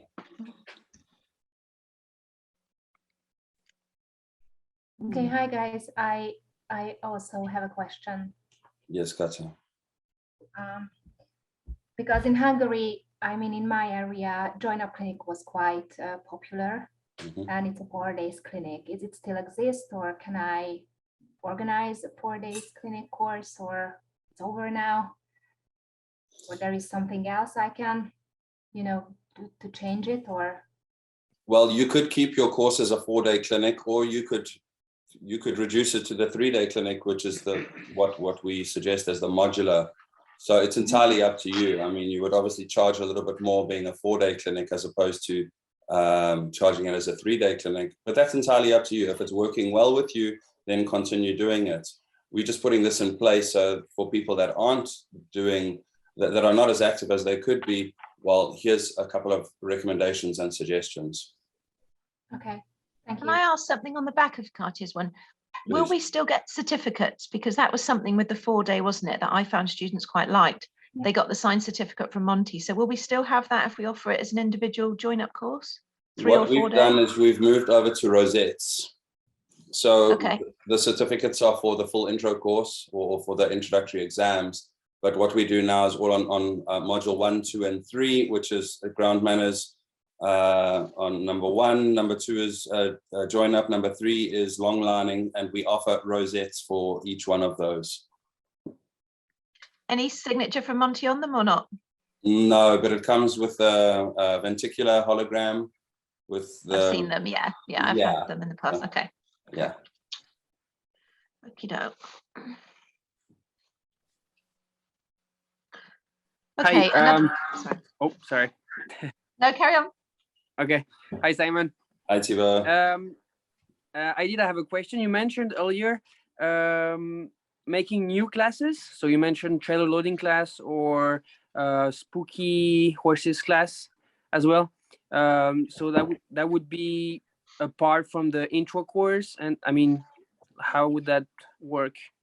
All right. So when a lot of CRs are doing a lot of their own things, so they have clients that ask them that say, I have a specific need, and that need is to learn how to trailer my horse. Yep. Or somebody says, I have a horse that's scared of everything, and I would like to learn how to desensitize that horse. Right. So instead of having, we do it all in the introductory course, and we are taught all of these things, but we don't. Well, what I'm trying to say is the instructors will just go out and help somebody with their horse that's not trailering. But that's fine. But imagine we put a course together that said a Monty Roberts trailer loading course. That would have a lot more appeal. Instead of just the individual going out there. It's ordained by Monty Roberts as one of his courses. So we're looking at bringing in a couple more courses over and above the modular, over and above the introductory course for the instructors to be able to have a bigger offering. So instead of doing a modular course, you'll say, I have the modular courses, I have the introductory course, but I also have the trailer loading course, or I also have the desensitizing course. These are the kind of things that, while Monty's still here and he's still able to give us, to approve all of these things, we want to try and get as much out of it as possible and develop new courses so that we can have a bigger offering on the table to our clients. And remembering that by having Monty's name in front of it, it's a Monty Roberts course. That's great. They're not just using a Monty Roberts certified instructor to help them figure out how to get their horse in a trailer, but it is a registered Monty Roberts trailer loading course. So that holds a bit more clout than just an individual's name. Over and above that, it's also helping getting the name out there. It's helping with brand awareness and marketing for the Monty Roberts brand itself. Simon, could I just say one thing there? If we're going to run like a trailer loading course, surely then there should be like a sequence where they learn how to use the dually and do that module before the trailer loading. Otherwise, you could theoretically have people turn up on a trailer loading course that have no idea how to use a dually halter. Yeah, good idea, Barry. You'd have to incorporate it, if not do a separate course, wouldn't you? Yeah. You'd have to have like a sequence that if they want to do a trailer loading, then they've done some precursor module, so they have a little bit of understanding of the principles that you're going to have to use to get the horse to load. Yeah, that's quite right. Either they, like you said, there could be a precursor, or you could include that into that course. So for half a day, they're going to learn how to fit, use, and get the horse leading off pressure, in, out, that whole lot before they go onto the trailer loading. So this is what this chat room is all about: is how do we go about it? What do you think would be beneficial courses, and what does that entail, and how are we going to execute it? Okay. I do have another question, if I may. Suggestion, actually. Yeah, it's a great idea. I think the weekend, like a class over the weekend would be a great opportunity for owners to just get to know Monty's concepts through trailer loading class or spooky class. Also, I thought about having a class for kids, not a lead up class, but just like a Dooley or even Jonah class, but only for kids under 18 or so. Those classes I think would be very beneficial for people, because there are a lot of people not wanting to become instructors, and those classes, those modules aim, we make people ready for those to become instructors at the end. But I think there are a lot of people that are not interested in becoming instructors, that just want to be better with their own horse, Agreed. Yeah. There were kids classes. There still are kids classes, only due to COVID that we've put that on the down low for now. But I'm sure it is something that we can tackle again. Okay. Yeah. I have There'll some be- information. I'm not saying that I do things well. This is the deal. We've tried it in Sweden, right? We tried it to sequence it and see if we can put, 2 weeks in a row where we could fill, we started with the join up a few days, and then we filled it up with the loading and, the long lining, and so we filled up all the parts that we have in an introductory course.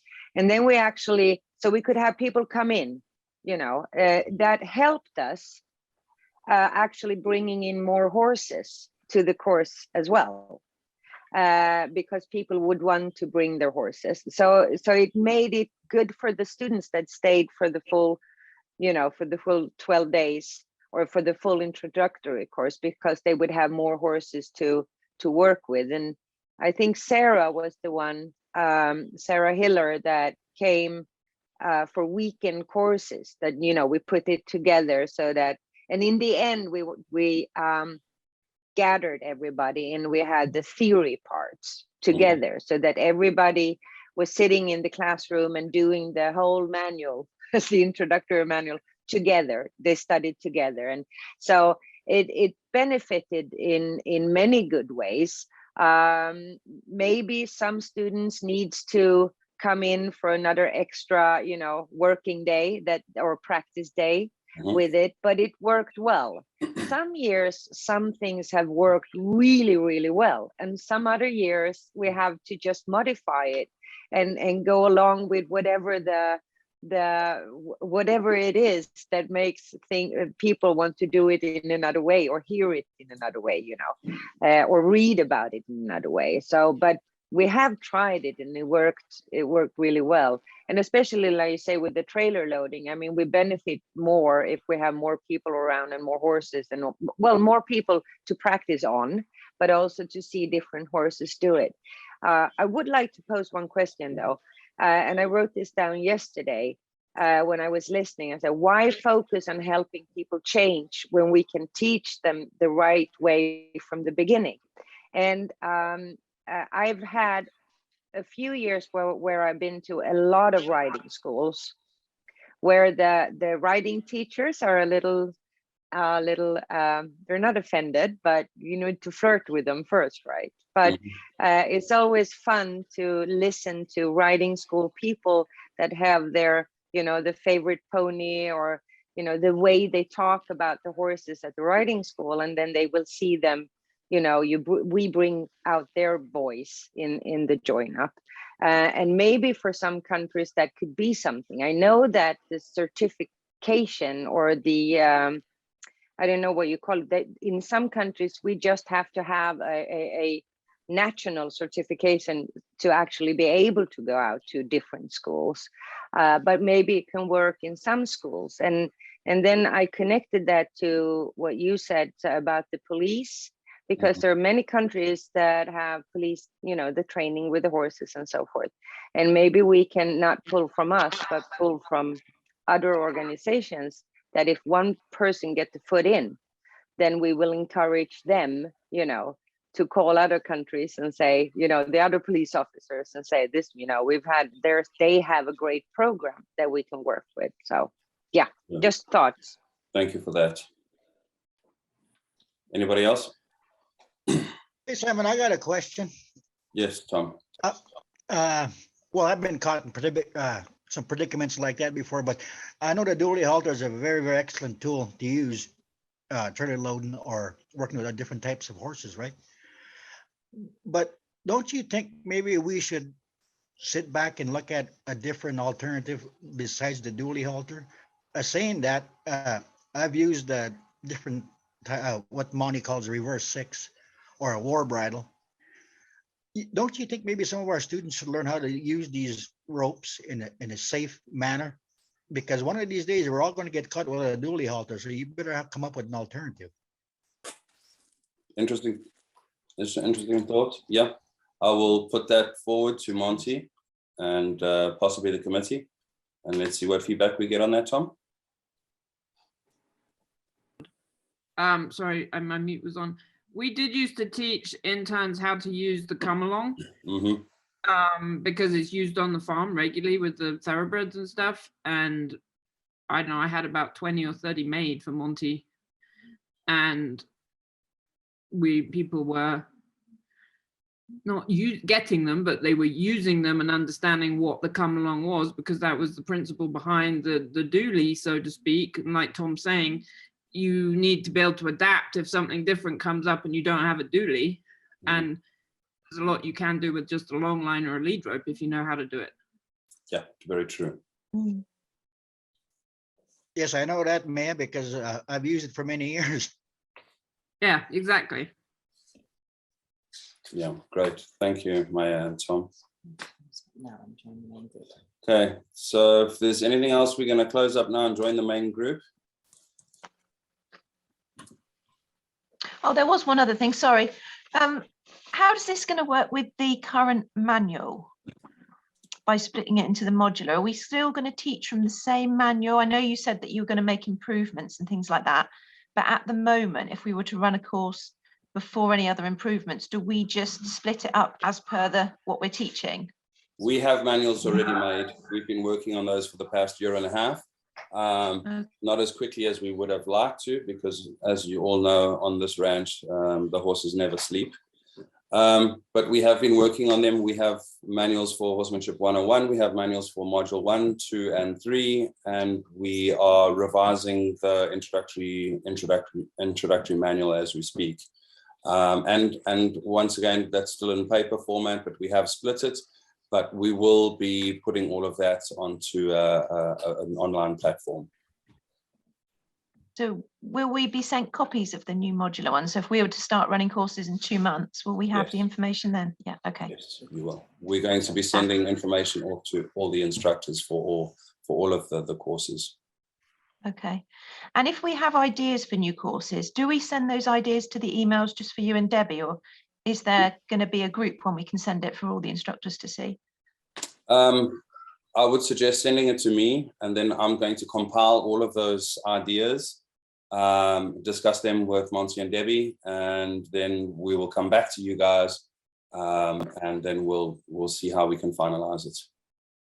Okay. And just one more thing. Sorry, if there's time.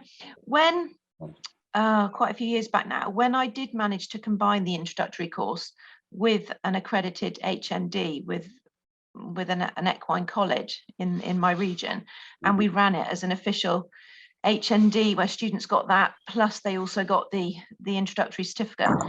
The issue of plagiarism was brought up. I did bring it to notice at the time, and then it just kind of got left. But in England, we do have a program that teachers can log into. You can scan pages. So pages and pages of the introductory manual as it was scanned and were flagged up immediately as plagiarism, because some of the work wasn't reworded enough from where it was sourced from. So is that going to be something that you're able to do over there, or could I try and get access to that system, and could we do that here to make sure it never happens again? We're aware of it and we're working on it. Okay, thank you. Thank you. We'll reach out to you after the chat, and we can talk more about this. Okay. Okay. Yeah. helping with the yearling prep, and then I talked to the driver from them for all the yearlings, and he said they prefer to stand not facing the road, but diagonal. 45-degree angle. Yeah. Hi, Ian. Hiya. Glad you made it. So we need to see if everybody wants to continue with quick intros, wrap up. Okay, so a question now for everybody. Let's get everybody's consensus here. Would you like to continue with the introductions that we were on before Katie joined us? Or would we like to discuss anything else or wrap up? A little bit of feedback from you guys would be helpful. Ian should introduce himself because he's one of the originals. The originals, OG, hey? It's the real thing. Okay. What do you want me to say? You know, A little bit about yourself. Oh, is that what everybody did at the beginning? Sorry that I missed. Sorry. Yeah. Well. Oh, crikey! That caught me on the hop there, Kelly. It's all right. I've said lots of good things about you already. Yeah. You don't need to worry. But we started together at Whitney College, didn't we, with the 10-week course? And from there, you know, I saw Monty in one of his very early demos where there was like 50 people sitting on a bale of straw. And then Monty started coming to the college with you. And then we started running the courses there. And then eventually everything kind of, in a roundabout way, ended up at our place here. So, so from the course point of view, it's just developing nicely, but obviously the COVID has taken a big hit on that thing. From the horse point of view, we're just inundated with horses. COVID's been very good to us from a horse point of view, but not the courses, you know, but the horses are doing fine. Plenty of them.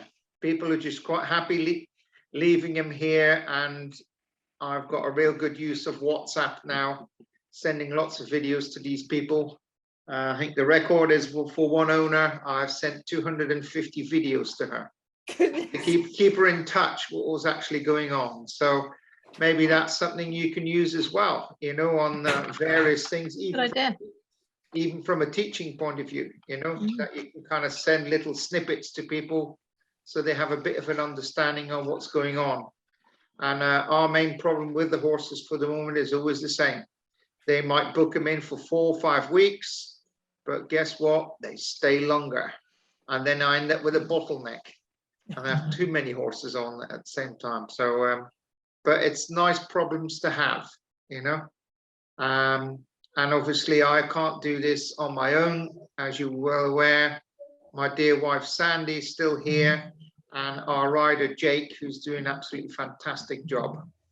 And as you know, most of you, well, some of you would know, he's doing the Queen's horses as well in the autumn. So we have a bit of a respite when he's gone to do the Queen's horses. So, but no, he's back now. And that's why we're inundated with these horses. And some really interesting ones, and one that we've actually refused to do because of the shape of its back and everything like that. So I'm in a situation that you can, whereas years ago we might have just bit the bullet and carried on, but we're not doing that with horse. And is Porrick still here? Your name's been mentioned a lot. Oh yeah, there you are. We've got some naughty Connemara's here, you know. And I don't know what they're up to, you know, but there seems to be definitely behavioral trait coming through on these Connemara's, and I'll keep looking in their passports to see if you bred one of them. See if there's a link somewhere. Okay, but, thanks, Ian. Let's let everybody else introduce themselves. Can we have Joanna Lowe's, please? Hey, sorry, just unmuting myself. I think I've probably met most of you on tours. I was Monty's PA for about 5 years. So did a huge amount of traveling around with him. We did the UK tours, places like Brazil, South Africa. I traveled around a lot. Since then, I've just been back in West Wales, where I've got a little training yard now, trying to build it up, and it's been a pretty busy couple of years, and it's all going pretty well. I was actually just off at a dressage competition today with a couple of the youngsters, and they did really well. So yes, it's going well. Super, thank you. Okay, who's Min Kay? Hi, I'm Susanna Zuberg from Germany. I'm a certified instructor since 2010. I also have a little daughter, actually 2. They're running around here while I'm trying to concentrate and listen to you guys. Anyway, still I'm working horses on a full-time basis. Yeah, well, mainly doing call outs at the moment, actually. Not too many courses since Corona. And more like the one-to-one teaching that I'm doing a lot. Because I'm also working as a writing teacher. Yeah, well. And I really miss the tours, of course. Me and a couple of others that are also on here tonight. We have been doing the German tours like for 10 years or so. Until it, stopped now because of Corona. Yeah. And that's Okay, really a thank shame. you. I always had, it was always such a great feeling to be with everybody together and such, I don't know. Different times now, very different times. Yeah. Thank you. Elena? Hello, everyone. I'm Elena and I'm from Sweden. I saw Monty in 2006, and then it started with Ann Lindberg, and I became instructor in 2017, and now I have my own company and I train a lot of non-loaders, and then I also work as a seller for IFO Williams horse trailers. So yes, that's me. Wonderful, thank you. Francie? Hello, I'm Francie, or Francisca, but everybody knows me under Francie, I think. And I think I know quite a lot of people. It's so great seeing you again.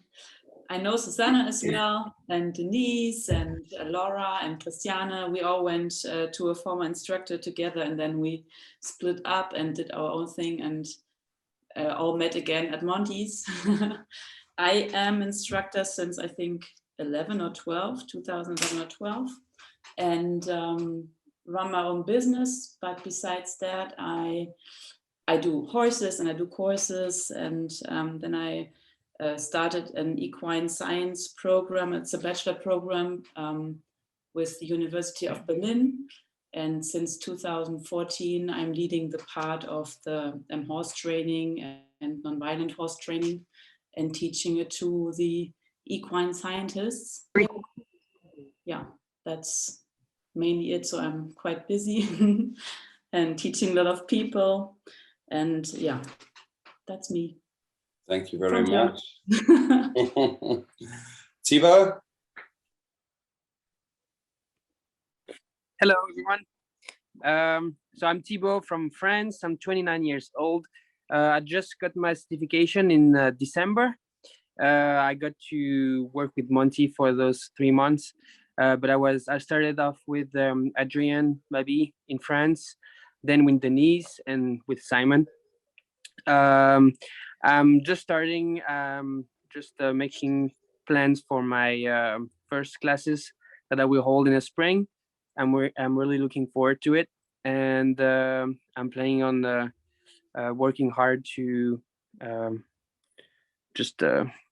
make the community growing. And I love teaching, so yeah, I'm self-employed, and I've been working with Monty's concepts as a student for 5 years, and so now I can apply those concepts as an instructor. Very good. Thank you, Thibaut. Jamie? Hi, everybody. I'm so happy to see all of y'all's faces. I know so many of you, and y'all are all my favorite people on the planet.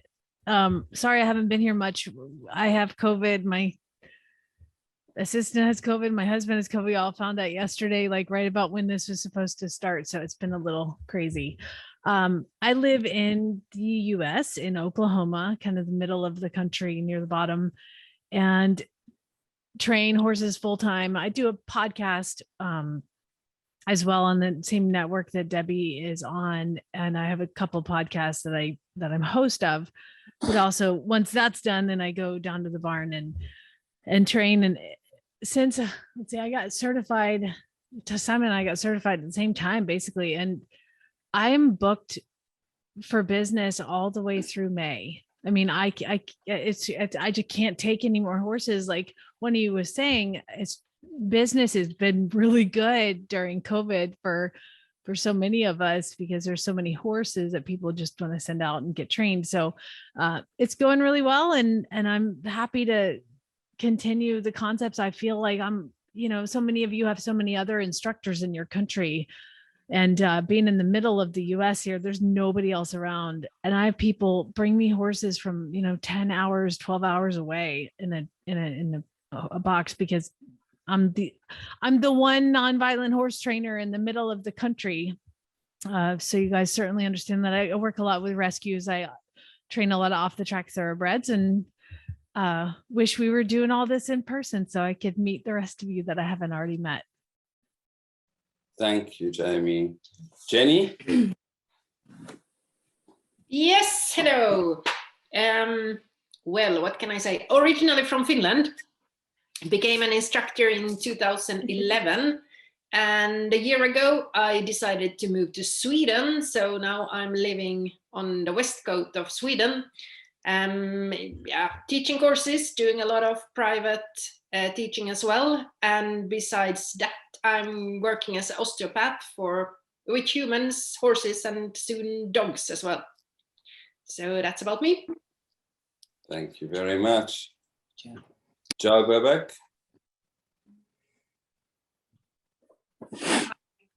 I qualified in 2010. I live in the north of England. I do a lot of freelancing, private lessons of dressage mostly.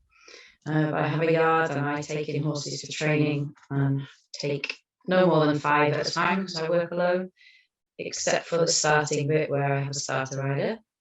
And I've recently gone to university to study transactional analysis psychotherapy, which is very interesting alongside Monty's. And that's me.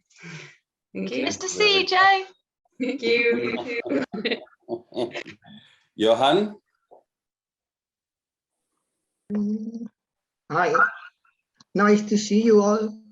It's a very long time that I didn't speak English, so it must be very bad, but I hope you can understand me. I'm a Dutch nationality, but I live for over 35 years in France, in the German border. Together with my wife, I run an equestrian riding facility. But for 1 year back, I stopped as a riding teacher, and I am only doing now the Monty Roberts stuff. All the time I have a lot of starters and remedial horses. I'm doing clinics, and I have some introductory course students. And the riding stuff out at our facility, it's done now by a young girl that I trained to be an agreed teacher. And I graduated in 2004. And I didn't know about Monty, but I saw the movie about Shy Boy. And I said to my wife, I need to see that man. I didn't know that it was a school or whatever. I just wanted to go there. And And I told them I cannot come over for such a long time because I have 2 little daughters at the time, and we have the business and so on. So every year I wrote again a letter, and then finally I was accepted as a test person, so that I could come for 3 months to the United States, and as long as I got my exams, I could stay. And after that 3 months, a year after, I had to go back once at a time to present the teaching system I would use in France. And then it was a week in England by an instructor of Monty Roberts, and then in 2004, I became agreed. I must say that one of my instructors, a good instructor, was Hannah at the time I was there. Wonderful. Thank you for that. Kata? Yes, I'm here. Hello, guys. I started my studies with Kelly and Ian in 2007 in England, and then I got my certificate in 2010. With my boyfriend, we have a yard with 35 horses. They are mostly boarders and mostly jumpers. And we also work with some of the Hungarian breeder farms. So they're sending some horses in every year, youngsters, and also some remedial horses. And I have courses. It's quite popular in Hungary. Despite of COVID, I had a very really busy year the last year. So yeah, that's me. Thank you. Thank you very much. Laura Roberts?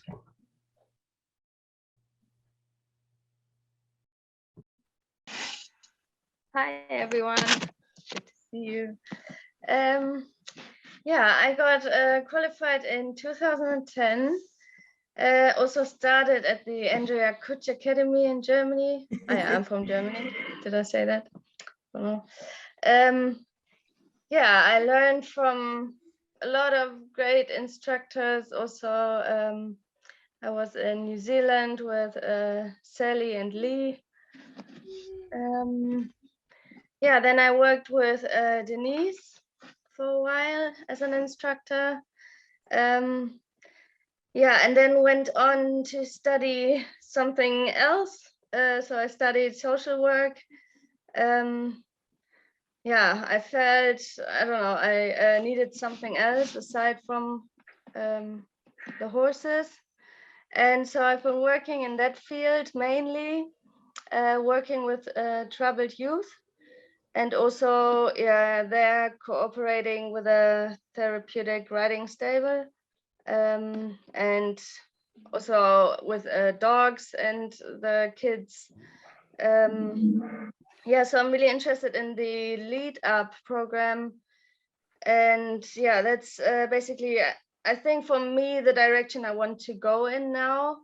I am like, yeah, looking for my way now again, because I've just got a small daughter, and so I'm a full-time mom in the moment, but yeah, trying to get back out there to the horse world soon. Yeah. Super. Thank you so much. Marta?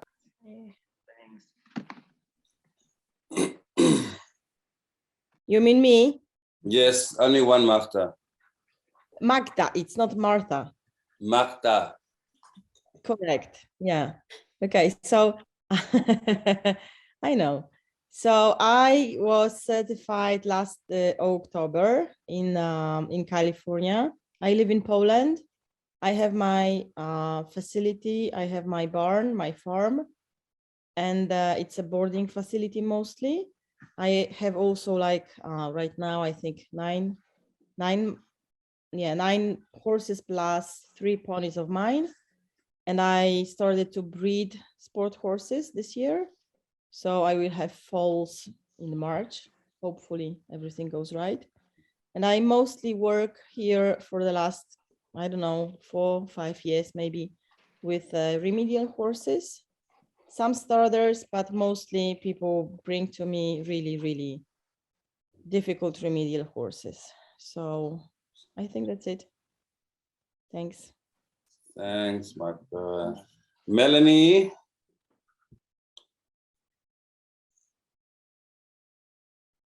Hi, how are you? Well, I'm Melanie from Venezuela, but I live in Argentina. I got instructed in 2017. Well, it's nice to see many of you through the screen. And well, I'm working a lot as well, training horses, specifically polo horses. I have a business here in with my boyfriend. We train here in the farm, and also before that I was working in another farm where they also breed polo horses, and at the same time I do a lot of traveling through the country, also working with the yearlings, because they are very basic here with the training. So and they do, the thing here is that there's many animals, because they breed like, I don't know, like 200 foals per year. So, and there's not a lot of people who is like they know, or they work more in the traditional way. But yes, I'm really excited to kind of like, I feel now that I'm like on, like I feel confident. And I also talked to Denise in the beginning of the year that to start doing start doing courses, because I haven't yet done any, because I was just like trying to get more experience. But there's a lot of opportunity here in Argentina and in South America. So hopefully we all work together one day soon. Thank you very much. Can we hear from Mimi? Hi, everyone. I'm Mimi. I actually started really young with all this stuff. When I was born in Germany, but I grew up in Uruguay, and seeing all the how horses are broken in South America at a really young age, I realized that's not what I wanted to do. So I started reading Monty's books and everything, and when I was 12, I decided to start my first untouched horse. And then my parents, when I was 14, decided that it was time to give me a bit more guidance and send me to California for the intro course. And then I started the whole process. And when I finished school, I went for my advanced exams internship and got certified in 2018. Since then, I've been living in Vienna, and I'm in vet school. I'm in the 4th year of vet school, and my plans are to get a bit more this methods into the veterinary medicine, because I think that's really important. For one, it's for the safety of the vet and the horses, and also the vet is a person that most of the owners trust. And if a vet suggests a better way, most owners listen to that. So that's pretty much the thing I'm looking for, because I think when I'm a vet full time, I'm not going to be able to work so much with horses. But yeah. Thank you, Mimi. That's me. Sana?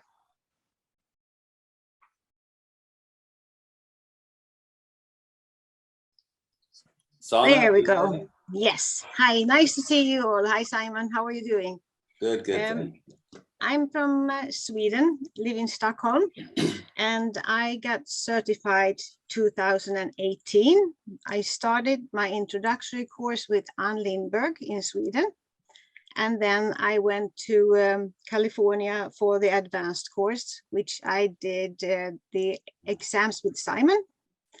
Met quite many of you, and we have a nice group here in Sweden. And we are very happy to have Jenny here with us in Sweden too. Yeah. Today I work with, we have a newly started pony riding school here near where I live. So I work there a lot, help them. They have purchased a lot of horses from Ireland. I've almost called to Perk several times to ask if he had, because there's a very big need for riding school horses here in Sweden. So that's actually a good opportunity for us. So a lot of remedial problems, and I also have some new horse owners that need quite a lot of guidance. But no courses now during COVID, hopefully in the future.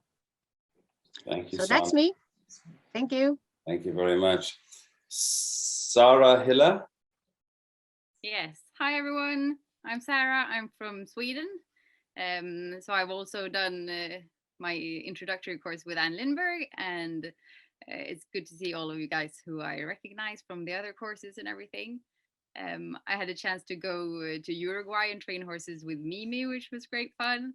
At the moment, I am not having any courses. I just got started with them in 2017, and then I broke my leg, and that got kind of complicated. So I have been studying a bit of equitation science lately with Andrew McLean, which I have felt has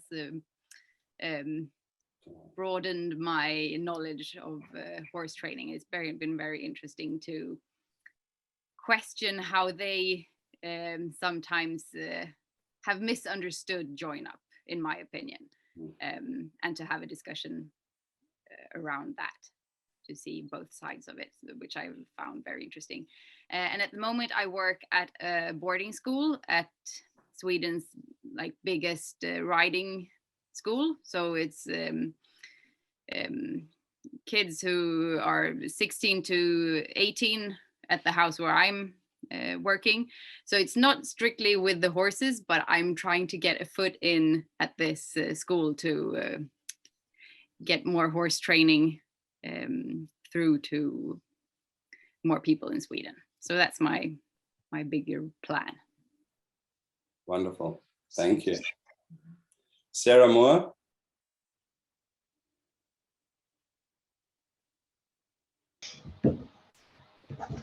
Hello, can you hear me? Yeah. Yes, we can. Okay, great. I wonder if the unmute worked. So I'm Sarah. I'm from Ireland. I got my instructorship in, I think, 2013, to the end of 2013. I worked with horses an awful lot, ironically, right up until then. And after getting my instructorship, I got very sick and I had to stop working horses for a number of years. Then I went back to university to study veterinary. And so I moved over to Budapest in Hungary to do that. So I was in a city basically, so I wasn't working horses there either. And I qualified just last July. And yeah, so now I'm back in Ireland and settling into basically working and stuff. So I'm hoping maybe I might start working horses a bit again and maybe running courses and that, but I'm only getting started again, settled at home. So I have to see where that goes. But yeah, I'm looking forward to maybe being able to do a bit more horse work again. Well, all That's the best. pretty much Thank me. you. Tessa? Okay.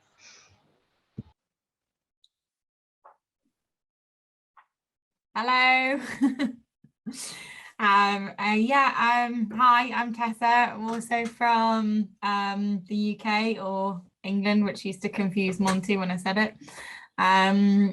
I qualified in 2014 and I ran a yard for a few years, teaching and training. I used to do a lot more kind of one-to-one than courses. I did a few. Not sure whether I ever sent off all of the paperwork or not, because I'm horrific with that kind of thing. And I used to work with a lot of Iberians, and I now still do a bit on studs in the summer. But I got injured a few years ago and broke my hip, and then had a lot of physio, and then decided to become a physiotherapist. So now I'm doing that. And yeah, you would be amazed how many things people in pain have in common with horses. So yeah, that's all I'll say about that. Yeah, that's it. Valerie last. Thank you very much. And can we hear from Valerie, please? Last but not least, hello from Canada. I was certified in 2018. I have a guest ranch out here in Canada with my family. We moved here 6 years ago. I was born and raised in Switzerland. I did my first, my intro course with Heidrun. I'm not sure if she's here. I don't think so. And yeah, I've been focusing mostly on taking in horses for training, and I've been super busy with that and teaching lessons and just sharing all of this with all the guests that we get from all around the world. And it's been great, and I'm excited to see what the future brings. Well, thank you very much, and good to see you again, Valerie. You too. So is there anybody that we have missed? I apologize if we have, but please shout You missed out. me, Simon. Hey, Simon. Tom, please. I'm still here. You missed the other Canadian. Come on now. That's all right. I'm always the last. I'm Tom DeRosa from Alberta, Canada. I became a Monty Roberts instructor in 2005. I started in 2001 with Crawford Hall, Anna Twinney. Monty probably shared this story with a couple of you, but I didn't want to be an instructor. It was Monty and Sally that talked me into it. So here I am. Right now, what I do is I train horses. I run into a lot of remedial horses. I do clinics, 3 days, 5 days, 2 week introductory courses. When I'm not doing that, I'm doing what we call a EAL, Equine Assistant Learning, with residential schools, corporations that are struggling. And I do a lot of work with the youth, troubled youth, drugs and alcohol, abuse, you name it, I run into it. I teach a lot of the young generation now our traditional ways of living, taking them to sun dances, powwows, showing them how to make drums, how to sing with the drum. This year, I think I got a few courses coming up here right away quick. I got one in Musqueam First Nations, where finally, after all these years, that the Indigenous people want to come out and learn and understand the work I do. They're all good horsemen, but they just don't know there's a better way to do it. So that's what I'm taking up there in a couple of weeks. What else do I do besides play with my horses? My wife and I have 22 head of horses that one day I'll find time to ride them instead of somebody else's. This year, I think I've been thinking about it, talking to my wife and my kids. I think I'm retiring from riding colts. I think, I'm not too sure yet. We'll see what summer brings. 43 years at this is a long time, but you know, when that sun comes out, that green grass is out, you're ready to start riding colts again. And I have some hip problems, so that's kind of slowed me right up. And that's another reason why I'm thinking about retiring from riding colts and remedial horses. Maybe I should find a rider. Retired farrier been a farrier for 22 years, retired here about 3 years ago. But I still run into, can you do me a favor? Can you do mine? Kind of thing. I guess I won't retire unless I give my tools away. And looking forward to just concentrating on teaching and working with people. And hopefully one day I get to work with Simon and the rest of you. That's a little bit about me, because I can sit here all day and tell you all about me, but I don't know how much of it you believe. Thank Nice you, chatting Tom. with you guys. Thank you, Tom.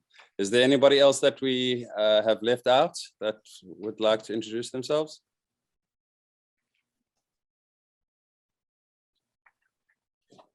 Did we hear from Maya? Yeah. We did. She didn't want to come on, but we forced her. You all know who I am, so I don't need to say anything. We'd like to put you on the spot. Okay, everybody, I think we're all done and ready to go for lunch. I just want to dinner, lunch, breakfast, wherever you are. Bed. Bed, yeah, there we go. Bedtime, yeah. Thank you all for attending. It's been really great meeting everybody and putting a face to the name and having everybody just chat together and form a bit of community. Really want to thank you for giving us your time. And yeah, we're hoping to put one of these meetings together, hopefully every 3 or 4 months. So hopefully we'll be seeing you all again soon. Thanks for doing this, Simon. Yeah, thank you. Well done. Lovely. Nice to meet you all. Okay. Bye. Thanks, Bye. guys. Bye-bye. It was really great seeing you guys. Bye. Thank you.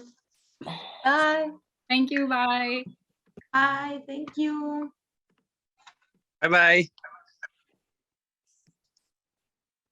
Bye Bye, bye. everybody. See you in the future. Bye-bye.